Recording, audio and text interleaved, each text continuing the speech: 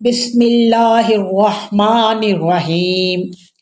قرآن کا آغاز ہوتا ہے الحمدللہ رب العالمین۔ پہلے ہی لفظ الحمدللہ میں اللہ نے اپنی حقیقت واضح کر دی۔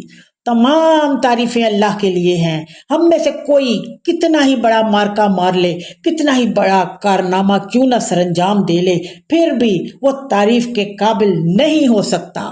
اللہ کی عطا کردہ صلاحیت، طاقت اور عقل کے بغیر بھلا ہم کچھ کر سکتے ہیں؟ نہیں، کچھ بھی نہیں۔ اس لیے تمام تعریفیں کسی مخلوق کے لیے نہیں بلکہ اس کے خالق اللہ کے لیے ہونی چاہیے۔ اگر ہم خود سے اپنی تعریف کی طلب نکال دیں، اگرچہ یہ ہے تو بہت مشکل، پھر باقی کیا رہ جائے گا سوائے عجز و انکساری کے۔ یہی ہے شان بندگی۔ اور غرور تکبر تو ویسے بھی اللہ کی چادر ہے جو اسی کو سجتی ہے۔ انسان کا غرور اور تکبر کرنا اللہ کی چادر کھینچنے کے مترادف ہے، نعوذ باللہ۔